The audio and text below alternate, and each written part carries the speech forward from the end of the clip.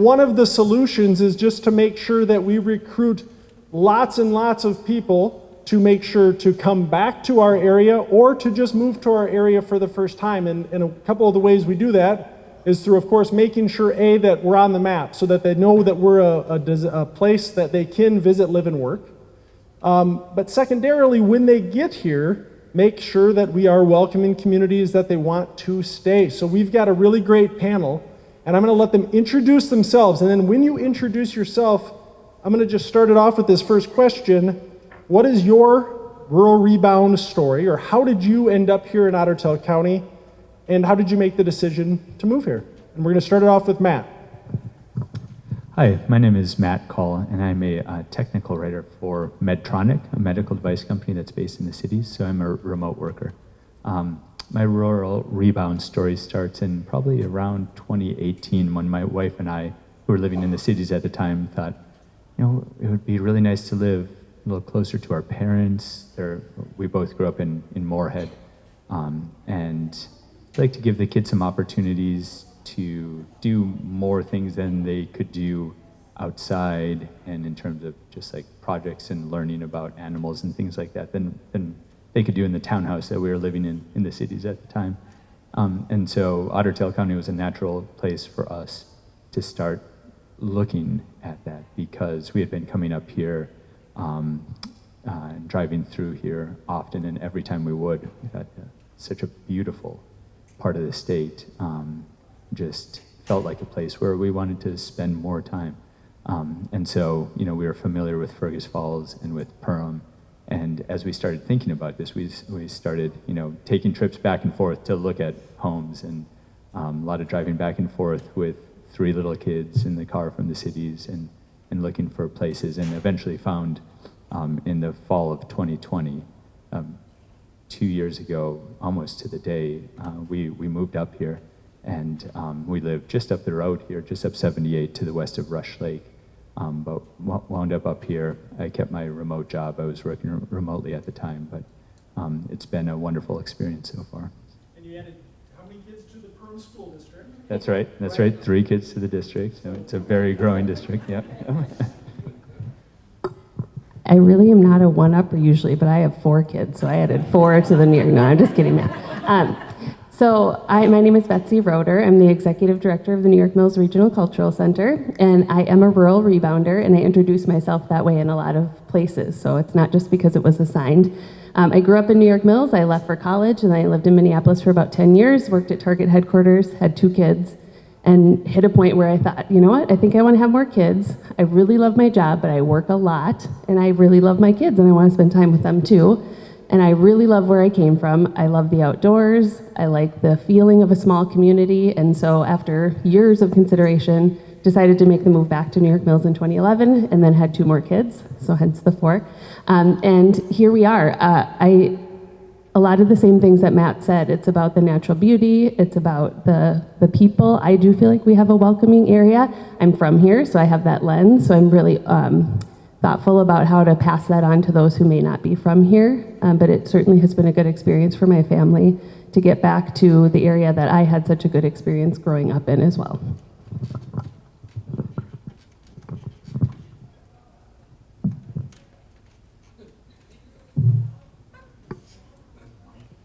I'll check. All right. Got it. So, don't use mics very often. My name's Jeff Ackerson. I'm with Vector Windows here in Fergus Falls. I'm not a traditional rural rebounder, but I originally grew up in central Minnesota, so just outside of St. Cloud area. Went up to Fargo, North Dakota, down to Iowa, out to Pennsylvania, and always grew up though on the lakes of Minnesota and really enjoyed the water and getting out and water skiing and doing all that kind of stuff. And I actually was not looking to come back to Minnesota at the time. We had 3 small children out in Pennsylvania, and actually got called by acquaintance out of the St. Cloud area when they had heard of the job opening up in Fergus Falls, and actually had reached out and said, are you guys ever looking at wanting to come back to Minnesota? And ultimately at the time said, you know what, we're not looking right now, but our kids were 6, 4, and 2, and so all of our family was back in Minnesota, central Minnesota as well. And so that reach out got us really thinking about, is this the right place for us, and should we move the family back while they're still young enough, not in school yet. And it worked out great for us to be able to come back. And Fergus was an area that I had never actually been to. I had driven by it many times from Fargo to St. Cloud, but as I started looking at the area and seeing all the lakes that are in Otter Tail County and the great natural resources around this area, and specifically for our family, my parents were always the drop-in visitors. And so my wife and I had a long conversation saying we wanted to be at least an hour away from St. Cloud. And being towards Fargo, our parents typically would never say they were just on their way to Fargo and they wanted to drop in. So it was a great location for us at the time as well. Hi everyone, I'm Candace. I work at Lake Region Electric Cooperative in Marketing Communications, and I am a recent rural rebounder. About 3 months ago, I actually purchased my house here, and I've lived in the Moorhead area for about 10 years, ever since graduating high school, and I got all my degrees at MSUM. Go Dragons, everybody. And good school, good school. Can't say enough about it. Perm too, good time there. But finding housing here has been difficult, and I had been searching to try and live here for the last 2 years. I finally found a house that wasn't falling apart, that didn't have floor tiles as stick-on backsplash. That was an interesting one. And I jumped on it. I saw the house for 30 minutes, and then I signed on it 3 months later, not even seeing it again. And so when you have those experiences, you just know how excited you are to actually come back. And people say, well, why come back? What is it here? Well, first of all, if we look outside at this beautiful golf course, I did work here once in high school. It's just a gorgeous area to live. The people here, I mean, I think about last week. I lost 10 pounds in my tire, not the 10 pounds you actually want to lose. And I was like, well, what am I going to do about this? So if I was in Moorhead area, I would have to bring it to a shop, look at it, where's my tire? Because obviously I don't have a lift to, take off my tire. But I can just go to a family member and say, hey, let's look at my tire and let's pull out this 3-inch nail that I got somehow. And so it's just the convenience, it's the family, it's the friends, it's the community, and it's the people you meet while you're here. I've sat at this table in the back for the last however many hours, and I'm pretty sure we're all best friends now and might go out to lunch later on. So it's just a really great place to live, a place to work, and a place to be in. I'm just happy to be back. Thank you. So we have both a remote worker, nonprofit, private sector, manufacturing, energy represented. From your lenses, we talked a lot about, great, we get folks here, we convinced you, somebody did, to come back or to move here. Talk a little bit about the importance of fostering welcoming communities, whether that's the community literally in terms of the town that you live in, or occupationally, and from a corporate standpoint, the culture that you create. And maybe we'll work backwards. If Candace, you want to kick us off? Providing that open environment for where you work, it's everything. We talk about, competitive benefits, making sure that you're the best in the industry, that you have, a great 401k, health, everything. But no longer is that always competitive anymore. Now it's more the culture. What are you providing? Are you giving that wraparound care? Because when we think about work, we think about just being in the office.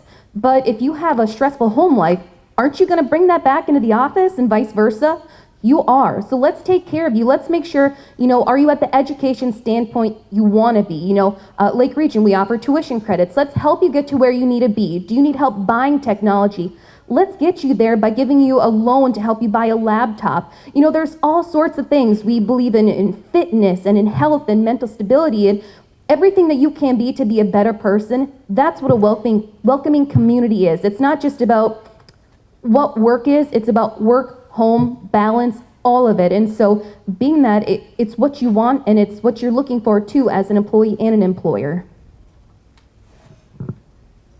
Yeah, so welcoming communities and welcoming employers are so important because as you've heard a lot today, it takes an army to get the people here, to get them attracted to your workplace.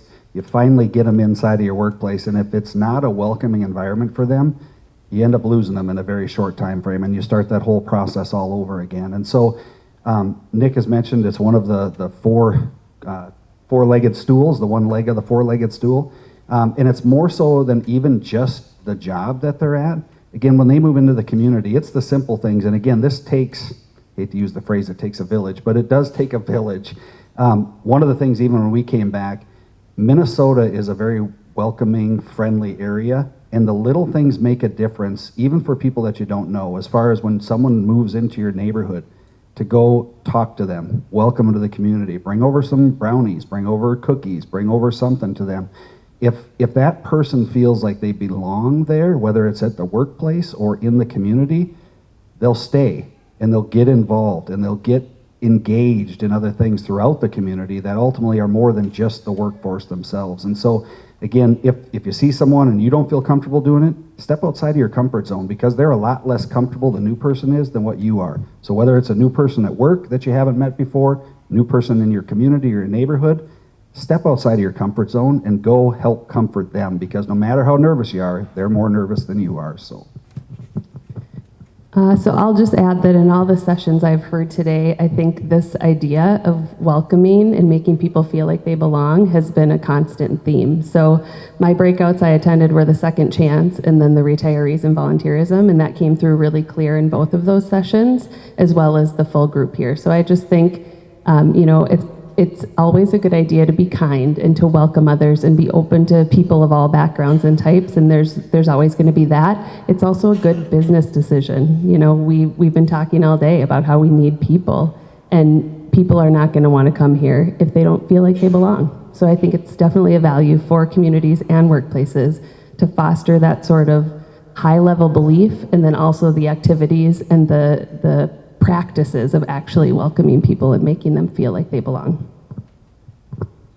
Yeah, I guess I would just second the things that all of you have said so far, in the sense that, there's this idea of third spaces where it's not your home, it's not your work, it's kind of the in-between, the civic institutions, the organizations, the schools, the other, the ways that you're involved in your community that really help you feel like you belong. And those spaces, unfortunately, for a long time, the trend has been a decline in participation in those institutions. But it's more important than ever, especially now coming out of the pandemic, to reintroduce people and help people re-engage in those kind of third spaces, those institutions that will help them feel like they belong, and that'll increase their own job satisfaction because they know that they're part of this community that includes their workspace, but not just that, a bigger community that's nurturing them and that's providing a place that they consider to be home.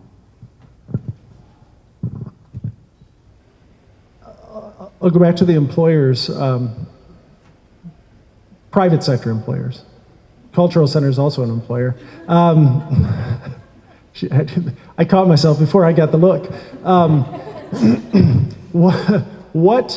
What are things you are doing in your settings to create a welcoming environment? Maybe things that you're like, I can't believe this is something that 10 years ago I never in a million years thought that we'd be having this conversation, or things that you're considering doing or wish you could be doing from a climate and creating a welcoming environment. I can start with that, and again, our workforces, of course, are becoming a lot more diverse, especially in this area. It was a lot of Caucasian before. It's becoming more diverse. We have a lot more cultures, a lot more people of color, a lot more religions, everything else that are coming in. And so as employers, that forces us to have to, again, recreate or bring out some new opportunities to make sure we're welcoming people of all stripes. And so a few things that we've done that, again, as you look at things that I would have never thought we were doing 10 years ago, our Hispanic workforce has grown tremendously at our place of operations. And so we've done a lot of things of, taking all of our policies and procedures and making sure that they're all bilingual. We've got bilingual speakers now that are able to help when they come in for orientation. Whenever we do trainings, we've got 2 trainings going on, one in Spanish and one in English, to make sure that they've got the opportunity to learn all of the same things there as well. And then as we look at even religious accommodations, as we look at different religions, we offer prayer times at different times for people that need to pray at a different time compared to, again, a lot of our Christian upbringing is different than a lot of the other religions. And so we've got to think about what are some of their requirements for them to make sure that they are also staying true to themselves as well. So we've got different times when people will go up, and we've got prayer rooms that they can use or rooms that they can use to pray when they need to pray as well. And then even the small things that when we do our celebrations with food items, now we need to make sure that we've got non-pork products that don't touch the pork products, and make sure that we've got that labeled well, So again, when they go through the line, they understand what they can take, what they can't take. And again, it's a little bit as well to that Minnesota humility. Make sure when you do those things, make sure you have a sign beside it so your employees know you do care and you're trying to take care of them as well. If you just have 2 different entrees out there and don't tell them which is which, we've had it before and we didn't do that, and they've skipped both of them and went through and just took the vegetables. And so make sure you label them so people realize that you are trying and that you're working with them to be able to do that as well. So for us, we're a little bit of a different organization, and for us, safety, it's everything. And with that, it's investing in your employee in different aspects, ensuring that they have the trainings that they need to not, I don't want to say make a mistake, but not think without thinking. And so safety is everything on where we are. And so knowing what you can do, what you can't do, investing in the mental health. And so, if you are out on a storm situation and you are tired, you do need to be held back so that we don't have an error, that things can happen too. And so letting our employees know it's okay to kind of step back. And so having that wraparound care, so ensuring that mental, emotional, physical, everything is taken care of. And so looking just what our employee needs are, and it even goes beyond that, just not even on the work days, but it's showing that appreciation to employees as well. And so, having the different events that you talk about, ensuring everybody's included. Even for us, when we have multiple buildings and where employees are, ensuring that people in Otter Tail are treated the same as they are in Pelican Rapids. I mean, we may have 6 employees at one location and 65 at the other, but ensuring that there's that equality between everybody is always significant. And, there are so many different areas within a cooperative. You have more administrative and you also have outside. And so that equality is a huge aspect for us, and knowing that everybody is treated the same and that we are all given the benefit of doing more and having a greater positive outcome for success.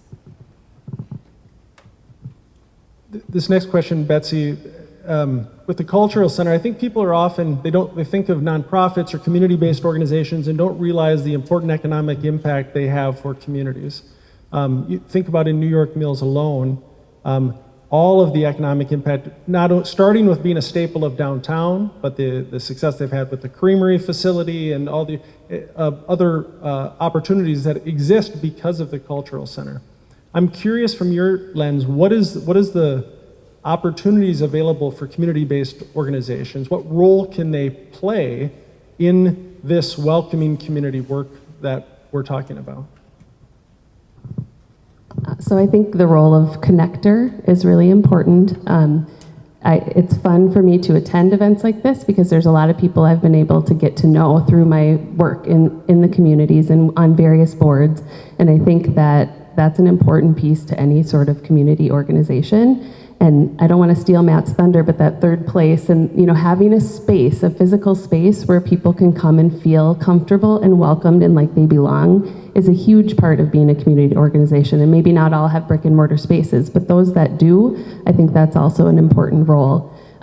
And back to the connections, we work a lot with a lot of different industries. We're in the schools, we're working with government, we're working with private businesses, we're working with other nonprofits.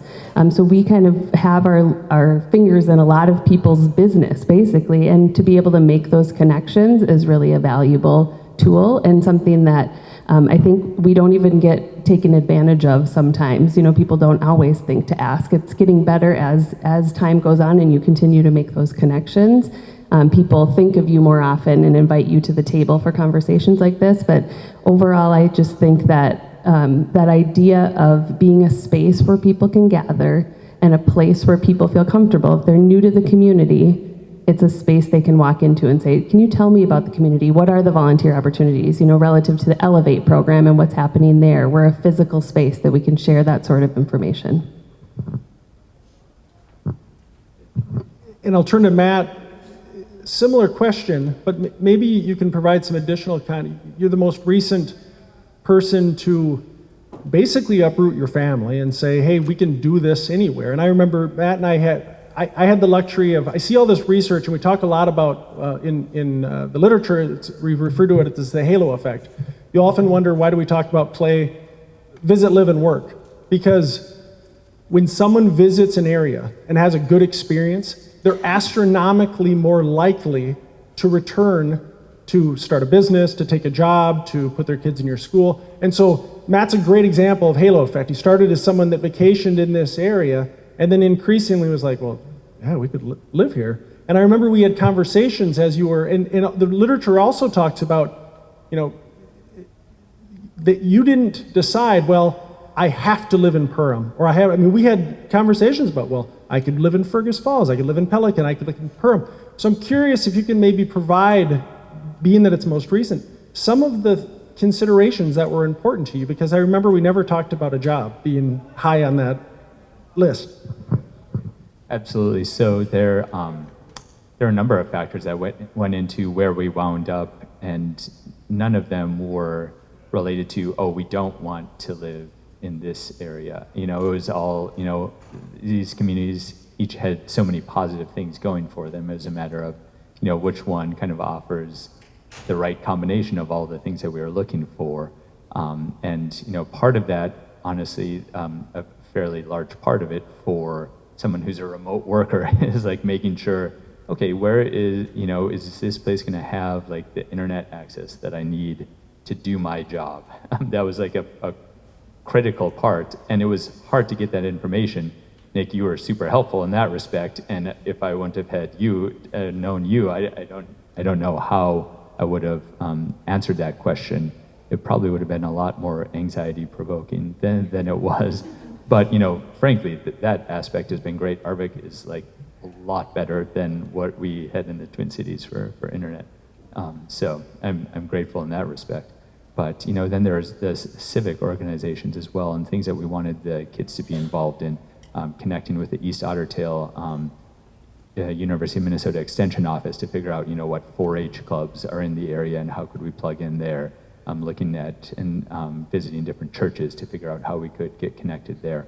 Each of those things played into it, and it was something that we considered all of those aspects as we were looking at moving here. So there's kind of a lot of elements of being a welcoming community that go a lot deeper and that are a lot harder than just saying hi or smiling when you see someone you don't recognize. It's really a welcoming community. I think is like, how do we get people to go from 0 to 1, to go from, I'm new here to I'm engaged here, I belong here.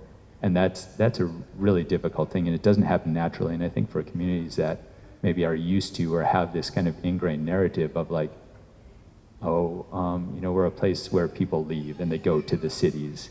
That's what the Rebound Initiative, I think, is all about, is changing that narrative and saying, oh, well, why wouldn't people want to be here?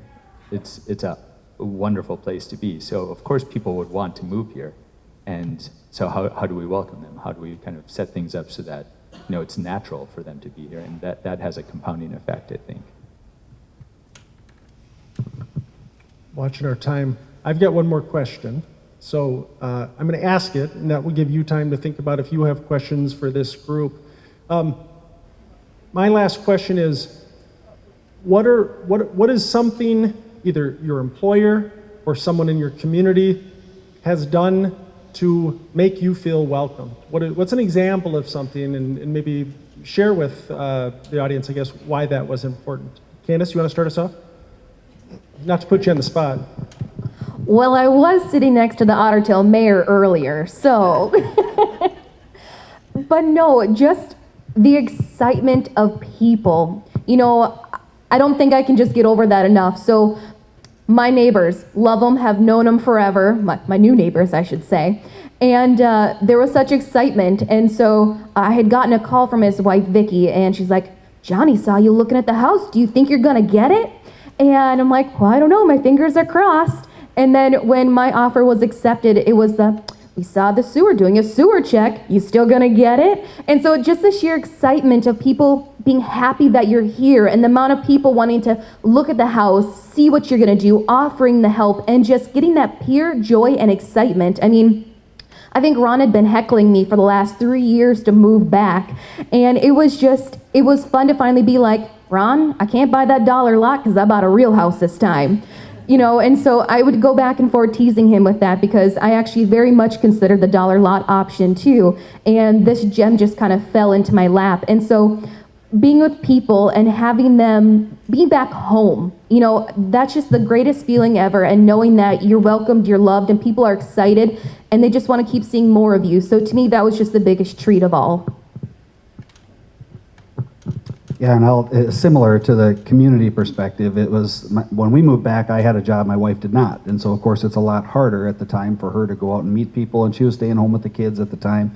And probably the most welcoming thing for us was, again, one of the neighbors that actually invited us over with all the other neighbors. We live in a neighborhood outside of town, and basically had a little neighborhood block party and invited us over and made sure that they got a chance to introduce us to everyone and just have that opportunity to spend time, get to know people, understand that you've got some similar hobbies, you've got similar interests.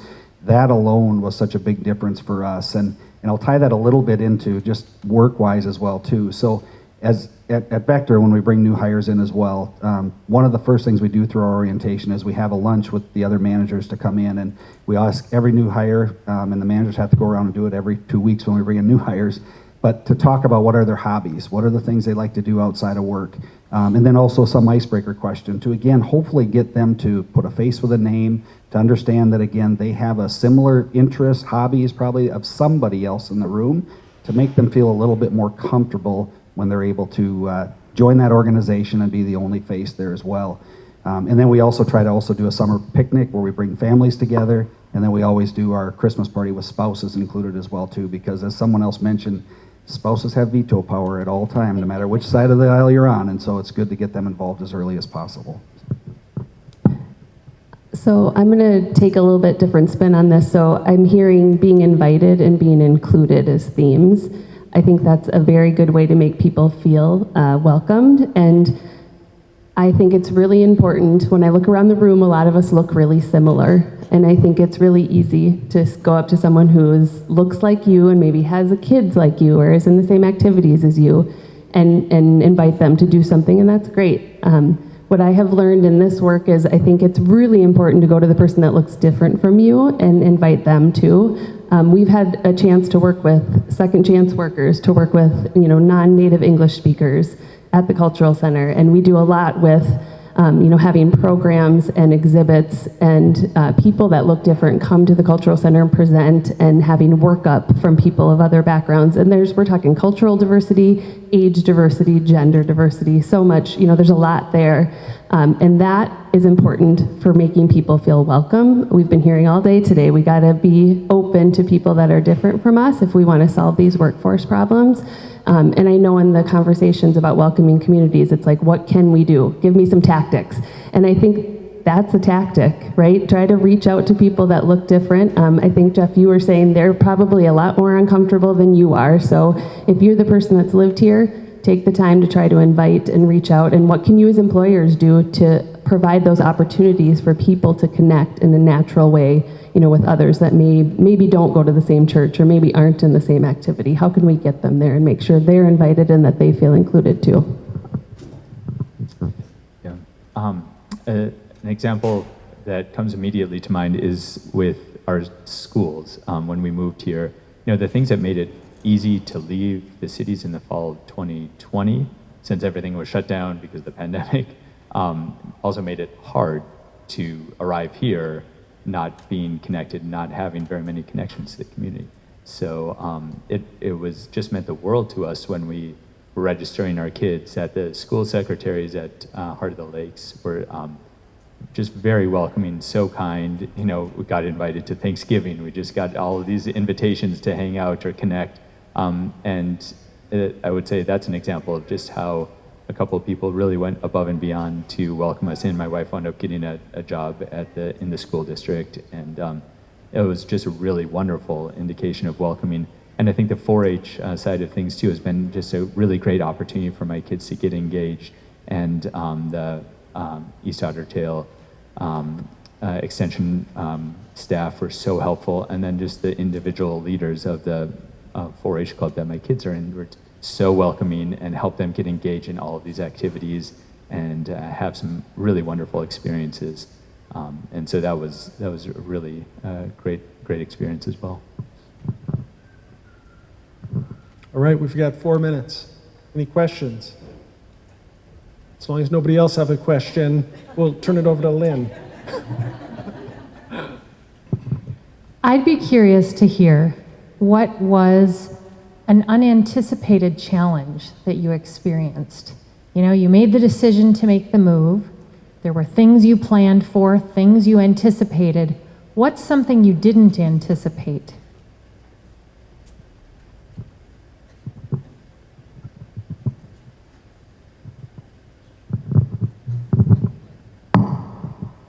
I don't know that I didn't anticipate it, but I didn't anticipate the level of opportunities to get involved in the community. So I'm a yes person, and I had friends when I left Minneapolis, they said, don't go and start saying yes to everything because you're just going to get really busy again. And that's kind of what I did.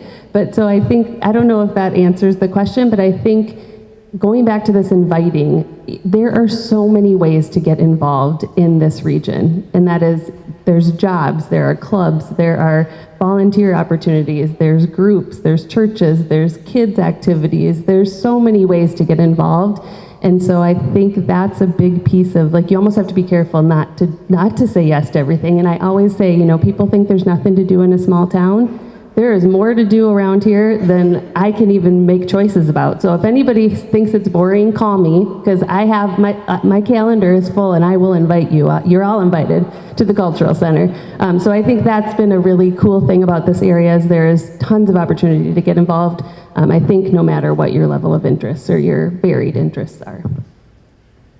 Something that was unanticipated for me, I mentioned it earlier, is this, it happens to my wife or to me all the time where when we tell people we moved from the cities, it's like, oh, well, yeah, I'm sure you were glad to get out of the cities. It's like, well, no, we weren't like looking to get away from anything.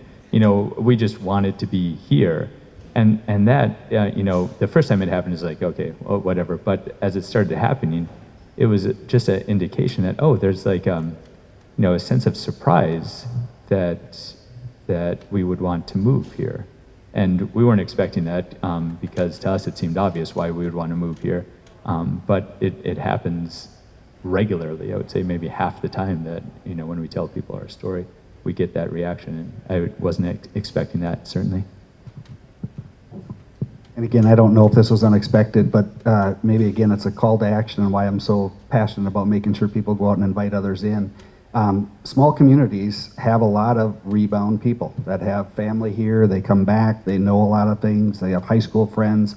And so as a person that moved into the area, not having any of those connections, and we hear this a lot in small communities, it takes a while to break into those groups. And so if you are a person that has been here and has your high school friends, college friends, everything else, it's a real call to action for that to say, invite those people in that are not from the area. Because you're not from the area until you're here at least 15 years, which we just hit. So but it's something to be aware of and something, especially in small communities, that you have to be very cognizant of because there's a lot of people out there that have moved in and they don't feel those welcoming communities, and it takes all of us to be able to reach out and really pull them in and give them those opportunities to volunteer and get involved in the community. And my unexpected thing was to not miss where I was. You think living in the FM area, why would you ever want to leave? You have life at your fingertips. You can do anything, buy anything, see anything. You're just right there in the heart of all of it. I don't miss it. I mean, I maybe miss home goods, but that addiction should probably go away. But I mean, time goes so fast, and you think, my gosh, I don't miss not being able to have to drive to a park, not being able to just walk wherever I wanted to or mow the lawn. You don't really realize how much you enjoy it until you're like, I can mow my own lawn anytime I want. So to me, that was just unexpectedness of not missing what I had and just being so happy with what I have now. It blows my mind that it's been this long, and I haven't really had an urge to go buy weird pottery I don't need. So it's a really good thing, but I might need to go visit the cultural center because I think I can probably find some of that addiction again. Oh, don't tell me these things. It's 3:30 on the dot, Lynn. Round of applause for our panel. Thank you very much.